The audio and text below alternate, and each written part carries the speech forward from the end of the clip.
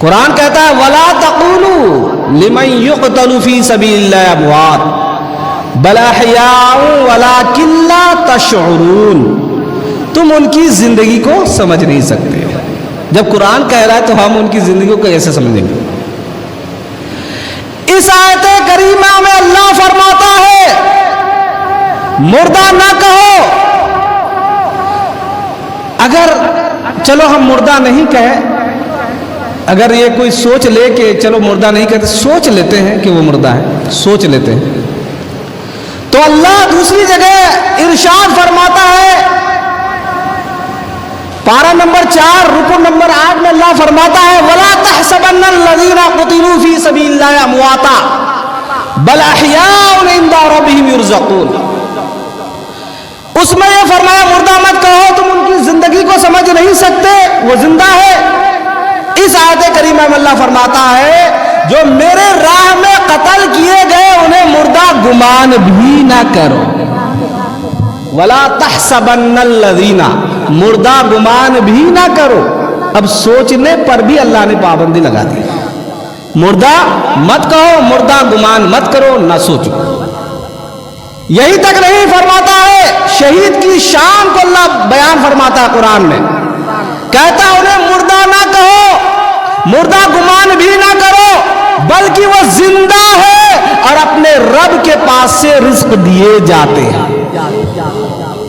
سب سے بڑا ثبوت، رب کے پاس سے رزق دیے جاتے ہیں. بتاؤ رزق کسے دیا جاتا ہے؟ زندوں کو دیا جاتا ہے. تو اللہ کہتا ہے کہ جو میری راہ میں قتل کیے گئے انہیں مردہ بھی نہ کہو اور مردہ گمان بھی نہ کرو، بلکہ وہ زندہ ہے اور انہیں رب کے پاس سے، اپنے رب کے پاس سے رزق دیا جاتا ہے. وہ شہید ہے، انہوں نے فانی جان کو راہ خداوندی میں قربان کیا تو حیات ابدی مل گئی. کتنا اچھا سودا ہے. فانی دو باقی لو، ادنا دو اعلیٰ لو، ناقص دو کامل لو. یہ سودا صرف اللہ تعالیٰ ہی کرتا ہے. اور فانی جان بھی تو اسی کی دی ہوئی ہے، اسے واپس لے کر کے اس پر شاندار بدلہ دیتا ہے. جان دی ہوئی اسی کی تھی، جان دی ہوئی اسی کی تھی. حق تو یہ ہے کہ حق ادا نہ ہوا. عزیزان محترم، یہ محرم الحرام ہے. اس کی 10 تاریخ کو جو جانے راہ خداوندی میں کربلا کے صحرا میں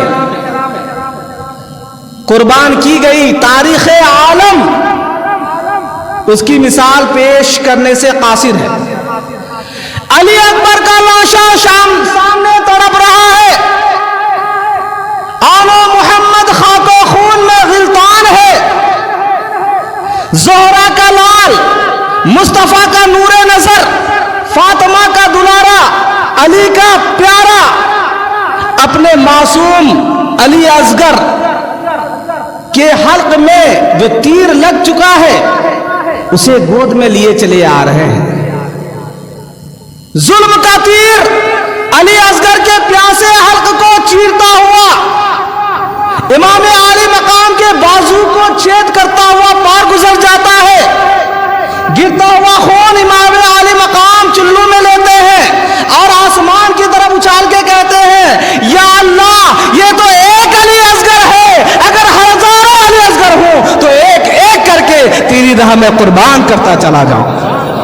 اگر تیری رضا اسی میں ہے تو حسین بھی یوں ہی راضی ہے.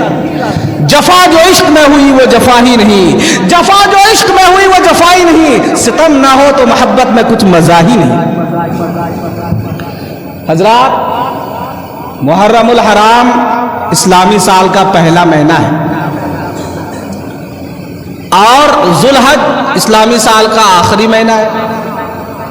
ہم مسلمانوں کا سال قربانی سے شروع اور قربانی پر ختم، آغاز بھی قربانی پر، انتہا بھی قربانی پر. علامہ ڈاکٹر اقبال یوں کہتے ہیں غریب و سادہ و رنگی ہے داستان حرم، غریب و سادہ و رنگی ہے داستان حرم، نہایت اس کی حسین ابتدا ہے اسماعیل.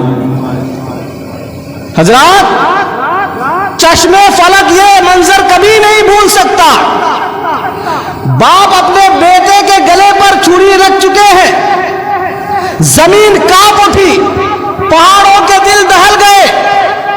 سعادت مند بیٹا کہتا ہے ابا جی آنکھوں پہ پٹی باندھ لیجئے, کہیں ایسا نہ ہو کہ آپ کے ہاتھ رک جائے اور میں اس سعادت سے محروم ہو جاؤں. کہہ دو سبحان اللہ. یہ فیضان نظر تھا یا مکتب کی کرامت تھی؟ سکھائے کس نے اسماعیل کو آداب فرزندی. ابا جی دیر نہ کیجئے, ستجدونی انشاءاللہ من الصابرین. اللہ نے چاہا کہ قریب ہے کہ آپ مجھے صبر کرنے والوں میں پائیں گے. آپ اس عاجز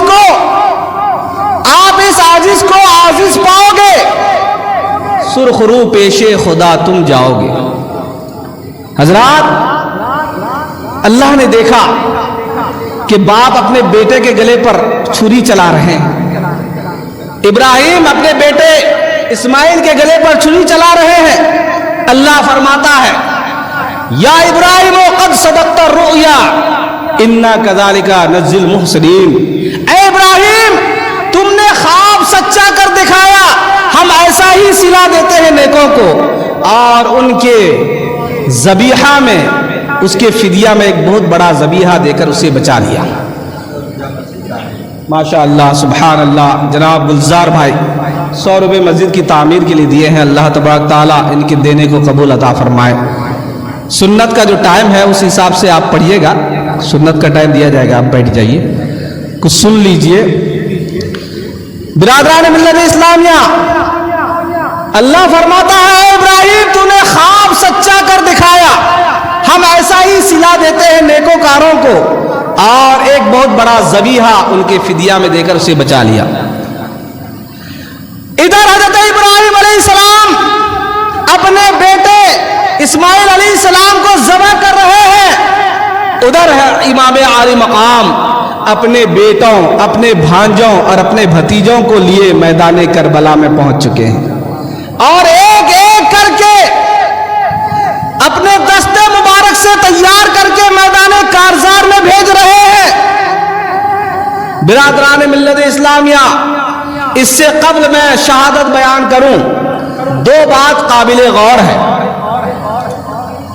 پہلی بات تو یہ ہے کہ جب شہید کا پہلا خون کا پہلا قطرہ زمین پہ گرتا ہے تو اسے دیدار الہی نصیب ہوتی ہے. اور دوسری بات کہ شہید کے جسم پر کسی قسم کا بھی زخم لگ جائے اسے درد نہیں ہوتا.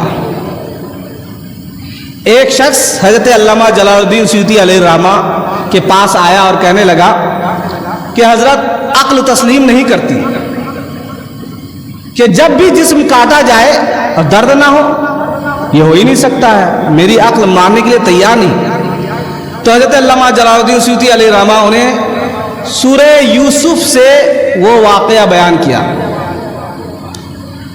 کہ زلیخا کے گھر مصر کی عورتیں مہمان ہیں. کھانا کھانے کے بعد مصر کی عورتیں تانا دے رہی ہے, اے زلیخا تو شہزادی ہے اور یوسف غلام ہے, تم اس کے عشق میں کیسے پڑ گئی؟ تو زلیخا کہہ رہی ہے کہ اے مصر کی عورتیں, اگر تم میرے یوسف کو ایک نظر بھی دیکھ لو تو کبھی تان میں زبان نہ کھولو گی. ہم دیکھنا چاہتی ہیں, عورتوں نے کہا. حضرت زلیخا نے یوسف علیہ السلام کے خدمت میں گئی اور باہر آنے کے لیے بولی. حضرت یوسف علیہ السلام باہر تشریف لاتے ہیں. حضرت یوسف علیہ السلام جیسے ہی باہر تشریف لاتے ہیں تو مصر کی عورتوں کی نگاہیں جب یوسف علیہ السلام کے چہرے پر پڑتی ہے تو قرآن کہتا ہے, قرآن کیا کہتا ہے؟ قرآن یہ کہتا ہے کہ جب مصر کی عورتوں نے یوسف علیہ السلام کو دیکھا تو ان کی بڑائی بولنے لگی اور ہاتھ کاٹ لیے اور کہنے لگی سبحان اللہ, یہ تو جنس بشر سے نہیں, یہ تو نہیں مگر کوئی معزز فرشتہ, یہ تو انسان نہیں لگ رہا ہے, یہ تو فرشتہ لگ رہا ہے. ادھر ہاتھ کٹ رہے ہیں مصر کی عورتوں کے ہاتھ کٹ رہے ہیں، قرآن کہتا ہے، اور انہیں ذرا بھی تکلیف نہیں۔ وجہ یہ تھی کہ ان عورتوں کے نگاہوں کے سامنے یوسف علیہ السلام کا حسن تھا، جمال تھا، کہہ دو سبحان اللہ۔ جب ان عورتوں کی نگاہیں یوسف علیہ السلام کے جمال میں اس قدر مہو تھی، اس طرح مستغرق تھی کہ انہیں ذرا بھر بھی تکلیف نہ ہوئی۔ کیوں؟ یوسف علیہ السلام کا جمال تھا۔ جب جمال یوسف سامنے ہو تو انہیں کوئی تکلیف نہ ہو، جب خالق یوسف سامنے ہو تو درد کیسے ہو سکتا ہے؟ جمال یوسف سامنے ہو تکلیف نہ ہو، خالق یوسف یعنی یوسف کو پیدا کرنے والا اللہ ہو تو درد کیسے ہو سکتا ہے؟ حضرات، شہیدوں کے جسم پر جب تلواریں چلتی ہیں دشمنوں کی تو حضرات محترم دیدار الہی نصیب ہوتی ہے۔ یہی وجہ، دیدار الہی جب نصیب ہوتی ہے اسی لیے اسے زخم کی تکلیف نہیں ہوتی ہے۔ یہاں میں ضمناً ایک بات عرض کر دینا چاہتا ہوں۔ حضرت عائشہ صدیقہ رضی اللہ تعالیٰ عنہا بیان کرتی ہے کہ مصر کی عورتیں یوسف علیہ السلام کو دیکھی تو انگلیاں کاٹ لی، ہاتھ کاٹ لی۔ اگر وہ عورتیں میرے نبی کو یعنی حضور صلی اللہ تعالی وسلم کو دیکھ لیتی تو ہاتھ کاٹنے کے بجائے اپنا جگر کاٹ لیتی۔ اعلیٰ حضرت عظیم البرکت مجدد دین و ملت علیہ الرحمہ اسی طرح اشارہ کرتے ہیں، حسن یوسف پہ کٹی مصر میں انگشت زنا، حسن یوسف پہ کٹی مصر میں انگشت زنا، سر کٹاتے ہیں تیرے نام پر مردان عرب۔ ادھر انگلیاں ہے ادھر سر ہے، ادھر انگلیاں کٹ رہی ہے ادھر سر کٹائے جا رہے ہیں، ادھر مصر کی عورت ہے ادھر عرب کے مرد ہیں، ادھر انگلیاں کٹ رہی ہے ادھر سر کٹائے جا رہے ہیں۔ کٹنا بغیر الاختیار ہے اور کٹانا بالاختیار ہے۔ کٹ جانا بڑی بات نہیں ہے، کٹانا مشکل ہو جاتا ہے۔ برادران ملت اسلامیہ میں عرض کر رہا تھا، شہید کو جب زخم لگتا ہے، تلواروں کی زخم لگتا ہے تو اسے دیدار الہی نصیب ہوتی ہے، اس لیے اسے تکلیف نہیں ہوتی۔ برادران ملت اسلامیہ، شہید جب جنت میں جائے گا، جنت میں جائے گا، عرض کرے گا پروردگار عالم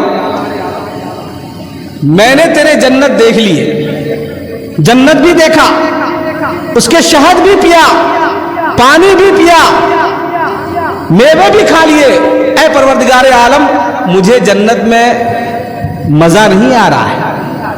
پروردگار فرمائے گا، اے میری راہ میں جان قربان کرنے والے، میری جنت میں کیا کمی ہے؟ وَلَكُمْ فِيهَا مَا تَشْتَهِي أَنفُسُكُمْ، جو تم چاہو اس میں موجود ہے، جو تم چاہو، اللہ فرماتا جو تم چاہو اس میں موجود ہے۔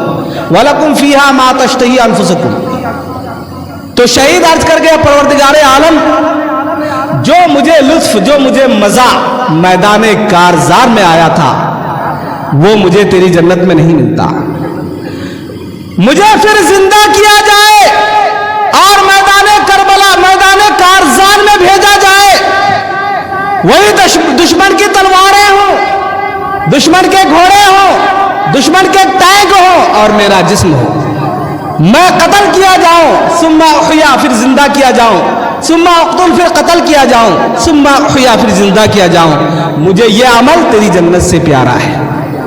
برادران ملت اسلامیہ، حضرات اور ایک بات، شہید حضور سرور کائنات صلی اللہ تعالی علیہ وسلم کے 70,000 گنہگاروں کی بخشش کرے گا، کہہ دو سبحان اللہ۔